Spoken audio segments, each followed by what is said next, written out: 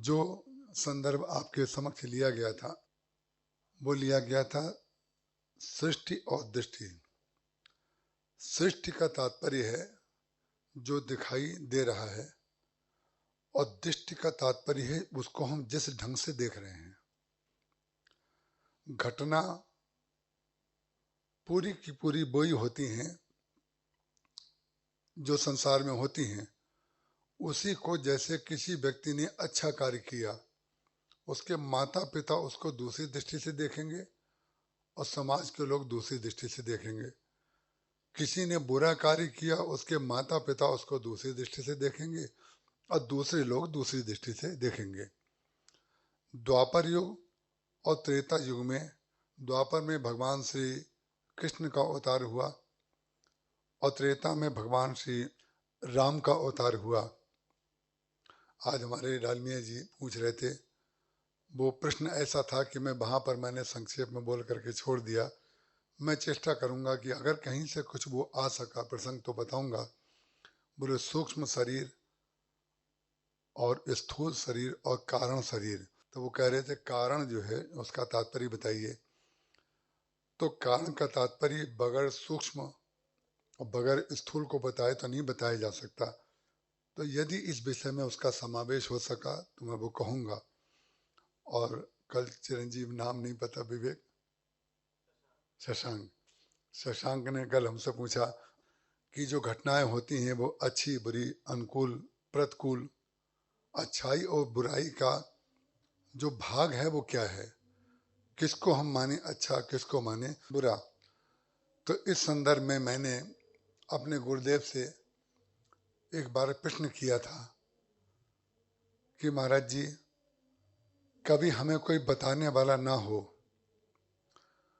और कोई ग्रंथ भी हमारे सामने ना हो और कोई परिस्थिति हमारे सामने आ जाए, तो आप कृपा करके बताइए हम अच्छे और बुरे का निर्णय कैसे करें।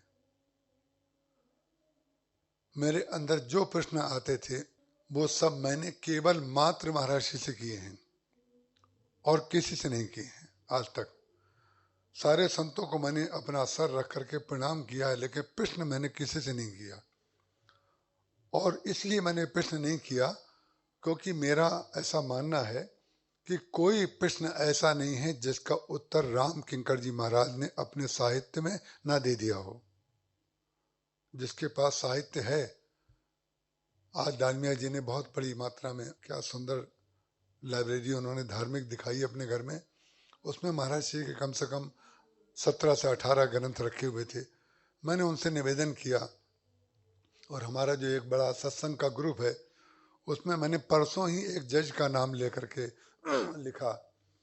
एक जज हैं कलकत्ते में हमारी बहुत निकट, उनसे मैंने कहा कि आप एक हमें गिफ्ट दे दीजिए। तो उन्होंने कहा कि थोड़ा सा मन में उनको लगा कि ये तो मांगते नहीं, आज क्या मांग लेंगे पता नहीं। हमने कहा गिफ्ट दे दीजिए। उन्होंने कहा क्या?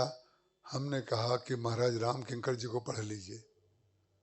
और मैंने इसलिए कहा कि वो राजर्षि परिवार के हैं, हम ब्रह्मर्षि परिवार के हैं। आप समझ गए होंगे, डायरेक्ट इनडायरेक्ट।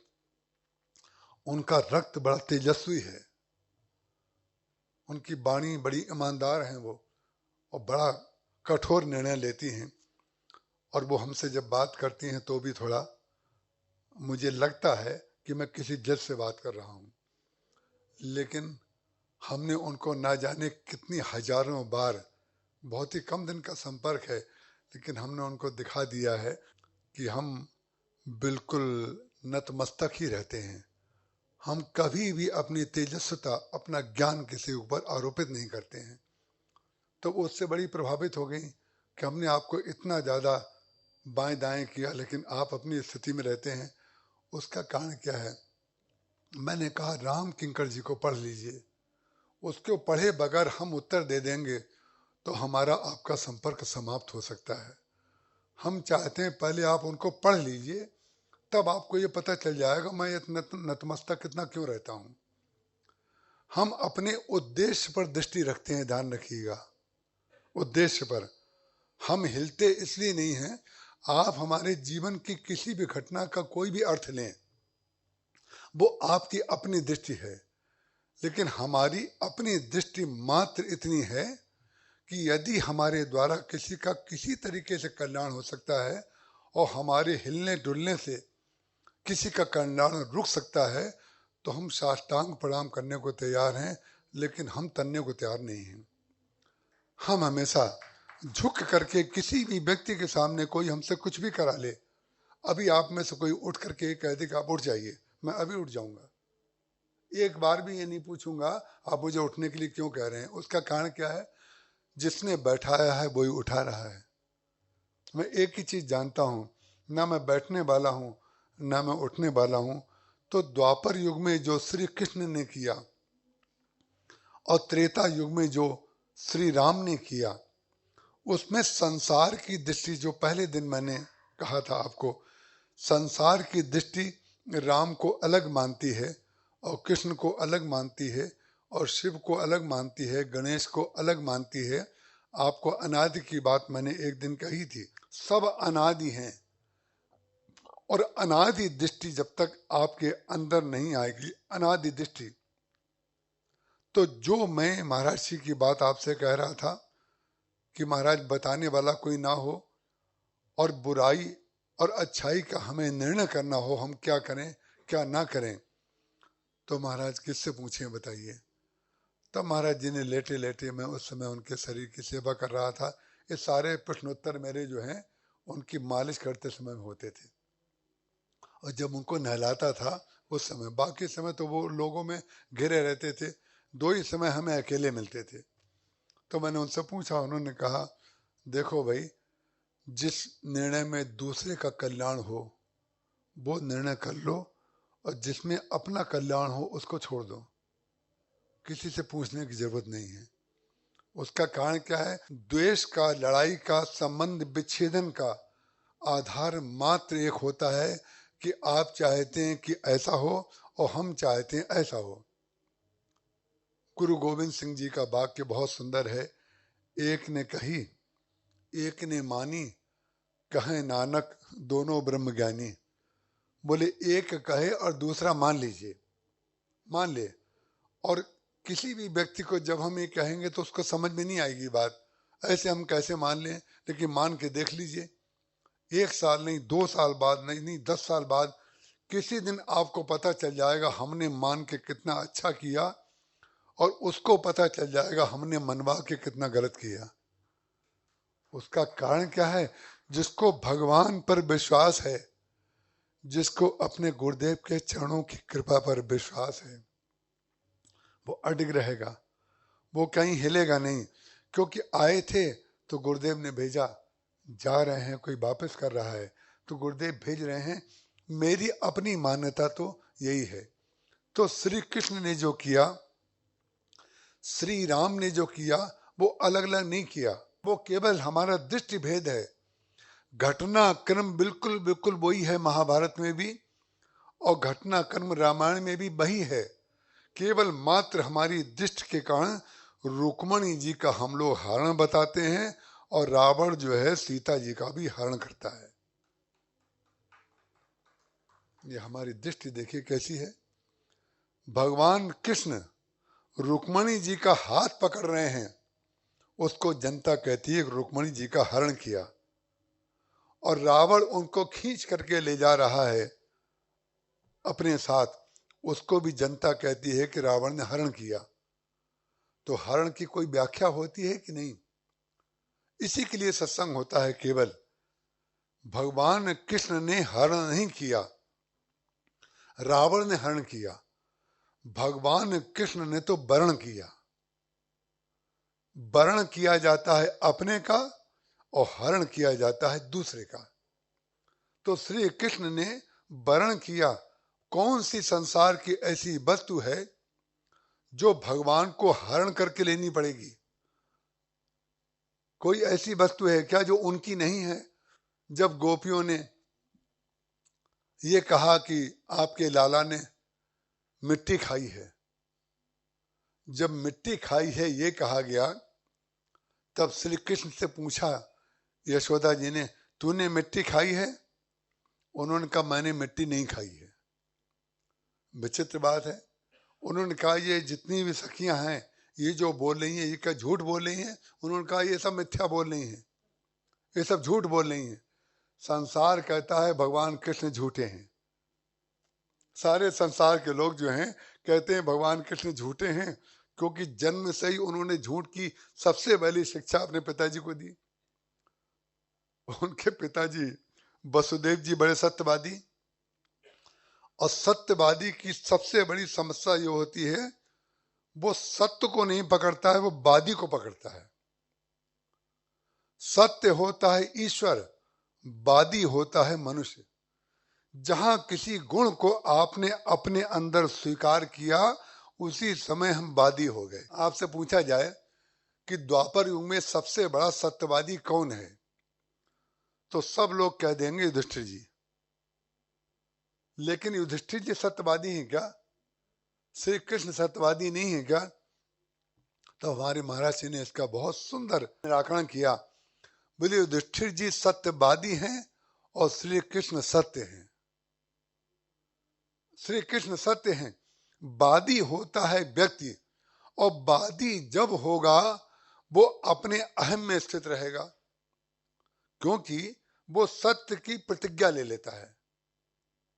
ध्यान रखिएगा कि प्रतिज्ञा जब आप लेते हैं तो भूल करके भी कभी प्रतिज्ञा मत ले लीजिएगा, और प्रतिज्ञा कभी ले भी लें तो सार्वजनिक घोषणा मत कर दीजिएगा हमने प्रतिज्ञा ली है।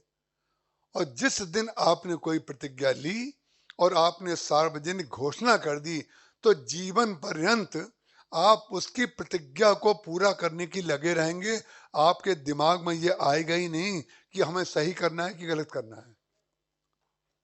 केवल अपने अहम की पूर्ति के लिए, लोगों को ये बताने के लिए हम जो कहते हैं वो करके रहते हैं। हमने बड़े बड़े ब्यूरोक्रेट्स को देखा है महाराज, बड़े बड़े अधिकारियों को देखा है। हमने आपके समक्ष एक दिन 100% नंबर लाने वाली बात कही थी। जितने भी संसार के बड़े से बड़े उद्योगपति हुए हैं, जितने बड़े से बड़े साहित्यकार और भजन गाने वाले या ललित कला में निपुण लोग हुए हैं, उसमें से और आप जितने बैठे हैं ये, और जितने 100 नंबर देने वाले हैं वो भी, जितने 100 नंबर देते हैं बच्चों को उनको भी मैं सम्मिलित करता हूं, उनमें से कोई 100 नंबर लाने वाला नहीं है। तो ये 100 नंबर का वायरस आया कहां से? ये हमारा बिजनेस है, ये हमारी योजना है कि हम इस तरीके से जब शिक्षा और स्वास्थ्य को बिजनेस बना लिया जाएगा, हम अपना उद्योग के रूप में उसका उपयोग करेंगे, तो जैसे अपने प्रोडक्शन को हम एन केन प्रकारेण मार्केट में बहुतायत से बेचना चाहते हैं, वही स्थिति हमारी हो जाएगी। तो परिणाम क्या हुआ? इस 100% के वायरस ने बच्चों के अंदर और बच्चों के माता पिता के अंदर एक मानसिक रोग ला दिया कि 98% नंबर लाओ, 96% नंबर लाओ, और 96% में भी 100% नहीं आए। उसका कारण क्या है? संसार में जितना भी प्रगति हुई है, जितने सृजन करता हुए हैं, जितने ऋषि मुनि हुए हैं, आपको पता है काशी में जो पंचांग छपता है, काशी विश्वनाथ पंचांग, उसमें 100 वर्ष का पंचांग छपा हुआ आप खरीद सकते हैं काशी में जाकर के। यहाँ भी कोई ना कोई दुकान होगी बड़े बाजार में, वहां मिल जाएगा। 100 वर्ष का जिसने पंचांग बना दिया कि 100 वर्ष तक सूर्य किस समय उदय होगा, किस समय अस्त होगा, किस दिन दीपावली होगी, किस दिन होली होगी, किस दिन कौन सा नक्षत्र होगा, और कितनी देर तक राशि, कौन सी राशि कहां पर रहेगी, और कौन सी राशि में सूर्य रहेगा, कौन सी राशि में चंद्रमा रहेगा। जिसने 100 वर्ष का चंद्रमा और सूर्य की स्थिति लिख दी, वो 100 नंबर प्राप्त करने वाला है क्या? तो 100 नंबर प्राप्त करने वाले उनके चरणों को धोएं जा करके, और एक पंचांग एक वर्ष का बना के दिखा दें। उसका कारण क्या है? ज्ञान का संबंध आपके नंबर देने से कभी नहीं है। जिस व्यक्ति को आज कोई ज्ञान हुआ है या जिस व्यक्ति को आज ज्ञान नहीं हुआ है, क्या आप कह सकते हैं कि 10 साल के बाद उसको ज्ञान नहीं हो जाएगा? क्या 5 साल के बाद उसको ज्ञान नहीं हो सकता? या आज उसको ज्ञान हुआ है तो 5 साल के बाद विस्मृत नहीं हो जाएगा? आपके नंबर कहाँ गए? ये अनादि स्वरूप जो ईश्वर का है, अनादि, वो एक कारण शरीर और सूक्ष्म शरीर और स्थूल शरीर को लेकर के भी इस प्रसंग को कहा जा सकता है। अनादि है क्या? कारण है क्या? अनादि वो है, आदि वो है। जैसे वाल्मीकि जी महाराज हैं, तो उन्होंने वाल्मीकि रामायण की रचना की, वो आदि कवि कहलाए। राम किंकर जी महाराज से किसी ने पूछा, जब वाल्मीकि जी महाराज आदि कवि हैं, तो गोस्वामी तुलसीदास जी महाराज जो कहते हैं, रचि महेश निज मानस राखा, पाई सो समय शिवासन भाखा, तो शंकर जी कौन हैं? तो महाराज जी ने कहा, यह अनादि कवि हैं।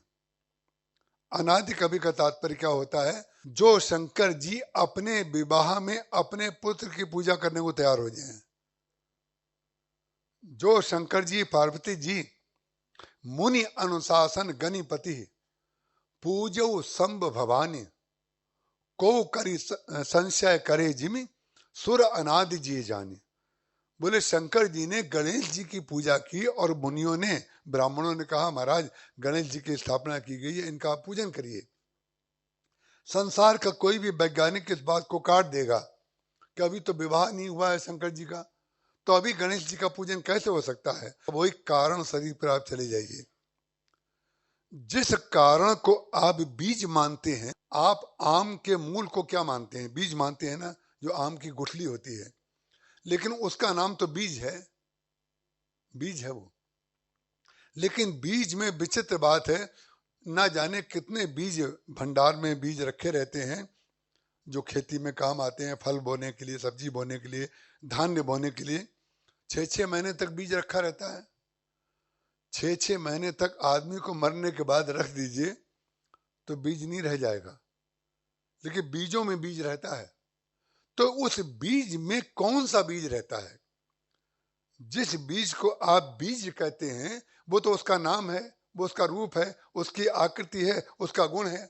सब कुछ दिखाई पड़ रहा है, गुण आप जानते हैं, आकृति आप देख रहे हैं, नाम आपने उसका आरोपित किया हुआ ऊपर से, ये बीज है। लेकिन उसमें बीज क्या है?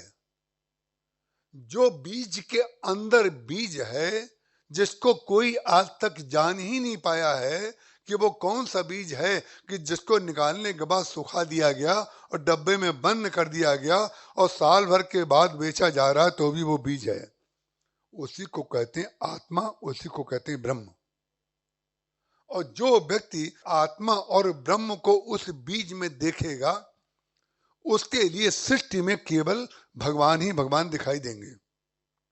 ये भगवान का विशिष्टाद्वैत रूप है, ये ब्रह्म का सगुण साकार रूप है। ये जो वाणी है, ये भी जो बैखरी है, अब मैं 1 घंटे में क्या क्या कहूं। ये जो वाणी बोली जा रही है, इसको बैखरी कहते हैं, बैखरी। लेकिन बैखरी से पहले वाला रूप क्या है? बोले पश्चंती है। पश्चंती से पहले वाला क्या है? बोले मध्यमा है। और मध्यमा से पहले वाला क्या है? बोले परा है। ये वाणी जो होती है, वक्ता जब नहीं बोलता है या ध्यान करता है, तो वक्ता बोलना जानता है कि नहीं? वक्ता बोलना जानता है, लेकिन अभी बोल नहीं रहा है। हम गाड़ी में जब आ रहे हैं तो प्रवचन करते हुए थोड़ी आए थे, शांत होकर के माला जपते हुए आए थे। इसका तात्पर्य क्या हुआ है? बीज जो होता है वो अंदर होता है, वो आत्म रूप होता है, आत्मा होता है, ईश्वर होता है। और जब वो अंदर फूटता है, विचार अंदर ही अंदर फूटते रहते हैं। चाहे कोई संसार का वक्ता हो, जब वो गाड़ी में चल के आ रहा होगा, तो शायद ही कोई वक्ता ऐसा हो जो गाड़ी में बोलता हो। कोई प्रश्न करा जाएगा तो वो बोलेगा जरूर, लेकिन वो चाहेगा नहीं कि कोई प्रश्न करे। उसका कारण क्या है? वो अंदर ही अंदर उसका बीज पकता रहता है। जैसे बीज रोपित कर दिया गया, उसके अंदर ही अंदर जो ऐसे जल डालते हैं आप जमीन में, अगर जल ना डालें तो बीज पैदा नहीं होगा। अंदर है गर्मी और जल है ठंडा, तो ठंडा और गर्म मिल करके जो एक ऊष्मा बनती है उसमें, उससे बीज फटता है। उसको कहते हैं मध्यमा। और मध्यमा के बाद हो जाता है वो पश्चंती।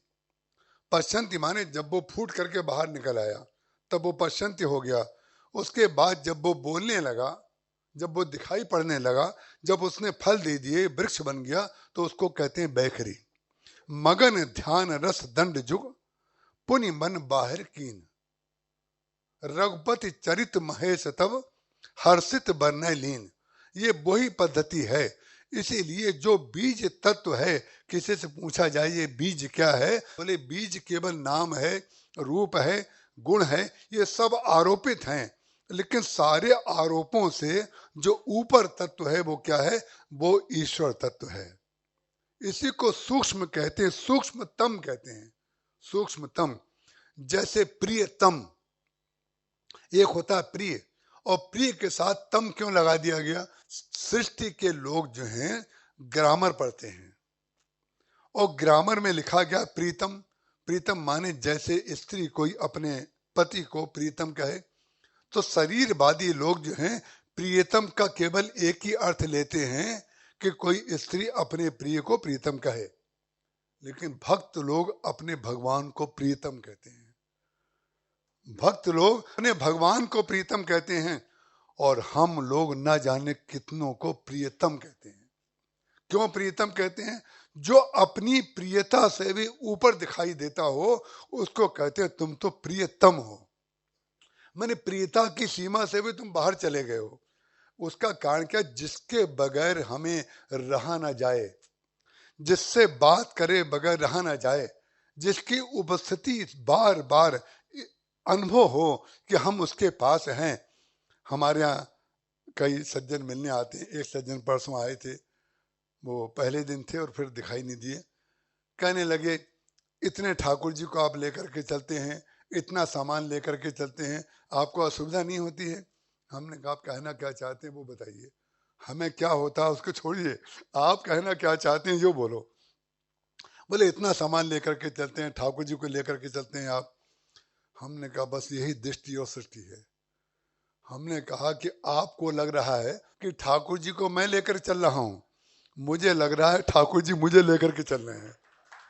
इतने में ही सारा अंतर है। हमने कहा हमें आप कितने भी उच्च कोटि के घर में ठहरा दीजिए, अगर हमारे ठाकुर जी वहां नहीं बैठे होंगे तो हमें उस कमरे से उदयपुर में हम दर्शन करने गए थे श्रीनाथ जी भगवान का। एक बड़े विशिष्ट व्यक्ति हमें लेके गए, तो विशिष्ट जब जाएंगे तो भाई अपने हिसाब से सब व्यवस्था करेंगे कि बड़ी भारी गाड़ी ये वो सब, और किसी 5 स्टार होटल में उन्होंने हमें ले जाके, गाड़ी खड़ी हुई, हमें क्या पता कहाँ ले जा रहे हैं, वो बड़े भारी होटल में चले गए, लिफ्ट से ऊपर गए और बड़ा दिव्य कमरा और बड़ी व्यवस्था। तो हमने कहा यहाँ से निकलेंगे कब? निकलने का हमने कहा अगर आपने हमें 1 घंटे के अंदर यहाँ से नहीं निकाल दिया तो मैं खिड़की में से कूद जाऊंगा। वो डरने लगे, कहने लगे वास्तव में कूद जाएंगे क्या? वास्तव में कूद जाएंगे क्या? हमने कहा वास्तव में कूद जाऊंगा, मैंने निकल जाऊंगा, मैं कूद नहीं जाऊंगा, निकल जाऊंगा। मैंने उनसे कह करके अपना होटल बदलवाया। मैंने कहा हमें ये काट रहा है, उसका कारण क्या, क्यों काट रहा है? मैंने उनसे कहा जिस होटल में आपने हमें ठहराया है, क्षमा करिएगा मैं कोई भूमिका नहीं बांध रहा हूँ किसी बात की, मैंने कहा जितने रुपए आपने इस होटल में खर्च किए हैं उतने रुपए आप हमें दे दीजिए। क्यों कहा? क्या मैं रुपए मांग रहा हूं क्या? मैंने कहा उस रुपए का ना जाने कितना सदुपयोग मैं कर दूंगा, और आपने बिना मतलब में हमें यहाँ ठहरा करके, हमें इतना ऊंचे गद्दे की क्या जरूरत है? हमें इसके बटन खोलने नहीं आते हैं, नहाए कैसे? एक जगह लंदन में मैं जाता हूँ, उन्होंने बड़ा नया घर बनाया और बोले आपके लिए हमने एक कमरा रखा है। हम बड़े खुश हुए, बहुत सुंदर, कितना सुंदर कमरा है। नहाने के लिए गए और ये पूछना भूल गए कि इसमें गर्म पानी कैसे खुलता है, ठंडा पानी कैसे खुलता है, और ठंडे की जगह गर्म खोल लिया और जल गया पूरा शरीर। इतने परेशान, इतने परेशान कि और अच्छा वहाँ ठंड बहुत थी, तो हमने कहा भी गर्म पानी से नहाएंगे। बोले सब गर्म आता है, चिंता मत करिए, अंदर जाइए। अंदर गए तो परिणाम क्या हो जाता है, जिसको हम जानते नहीं, जिसको हमने सीखा नहीं है, वो गर्म पानी हमें जला देगा। इसलिए जो संसार की दृष्टि है और सृष्टि है वो बहुत भिन्न है। इसको सीखना पड़ता है, समझना पड़ता है, और इसको सीखने समझने के लिए आपको सत्संग में आना पड़ता है। भगवान कृष्ण ने जो किया, भगवान राम ने जो किया, वो अलग अलग कुछ नहीं किया। भगवान राम ने वही कार्य मर्यादा रूप में किया और भगवान कृष्ण ने वही कार्य श्रृंगार रूप में किया, और आपने दोनों को अलग अलग बांट दिया, लेकिन कार्य वही है। भगवान श्री राम जब छोटे थे तब भगवान श्री राम अयोध्या में राजा दशरथ जी के महल में खेल रहे थे। जब खेल रहे थे, जैसे यहाँ पर खंबे हैं ऐसे ही वहां भी खंबे लगे हुए हैं, खंबों में मणियां जड़ी हुई थी। उन मणियों में हजारों राम उनको दिखाई दिए। जब एक राम को हजारों राम दिखाई दिए तो भगवान अपनी सुंदरता पर मुग्ध हो गए। ध्यान रखिएगा, भगवान केवल मुग्ध जब होंगे तो अपनी ही सुंदरता पर मुग्ध होंगे।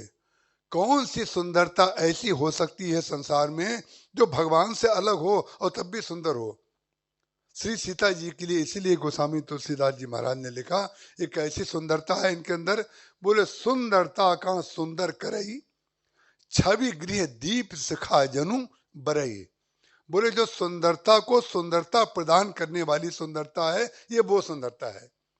वही कारण शरीर हो गया ना, वही बीज के अंदर आत्मा हो गया कि नहीं?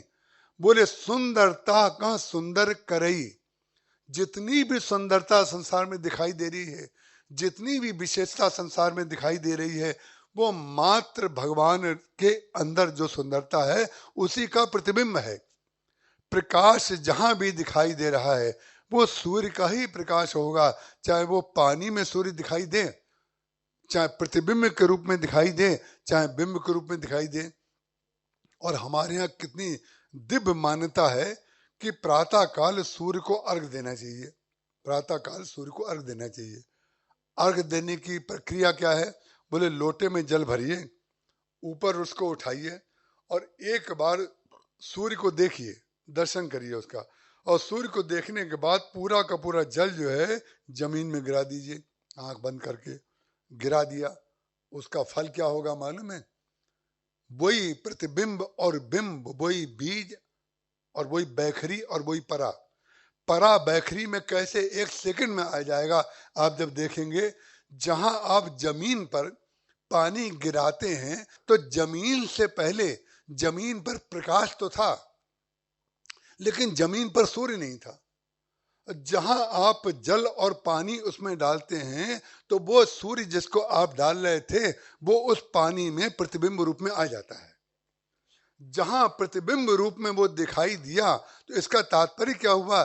जिसका पूजन आप कर रहे थे वो आपका पूजन लेने सामने आ गया, और जब वो आपका पूजन लेने आ गया तो आपका पूजन सिद्ध हो गया कि नहीं हो गया? जैसे भगवान राम कौशल्या जी की ब्रह्म जो व्यापक बिरज अग, जो ब्रह्म है जो व्यापक है, वही व्यापक ब्रह्म कौशल्या की गोद में कैसे आ गया? बोले प्रेम विवश कौशल्या। बोले प्रेम के बस में आकर के जो विराट था, व्यापक ब्रह्म निरंजन निर्गुण विगत विनोद, सो अज प्रेम भगति बस कौशल्या की गोद। जो गोद में समा जाता है, जो गर्भ में अणु रूप में समा जाता है, वही ईश्वर जो है सूर्य के रूप में आपके सामने आ जाता है। आप जिसकी भावना करते हैं वो आपके अंदर समाहित हो जाता है। पूज्य स्वामी अखंडानंद जी महाराज से किसी ने पूछा था कि हमने गया श्राद्ध कर लिया, अब गया श्राद्ध करने के बाद जो जो कर्मकांड के ग्रंथ हैं उनमें ऐसा वर्णन आता है कि गया श्राद्ध करने के बाद आपको उनका भौतिक श्राद्ध करने की आवश्यकता नहीं पड़ती है, वो मुक्त हो गए। बोले हम श्राद्ध करें या ना करें अब? तो स्वामी जी ने बहुत बढ़िया बात कही। स्वामी जी ने कहा वैदिक रीति से अब करने की आवश्यकता नहीं है, लेकिन आपकी अपने पिता के प्रति, अपने दादा के प्रति, अपनी नानी या नाना इससे आपका संबंध रहा है, उसके प्रति आपकी जो भावना है वो भावना के लिए नहीं करना चाहिए, ऐसा तो नहीं लिखा है ना कहीं।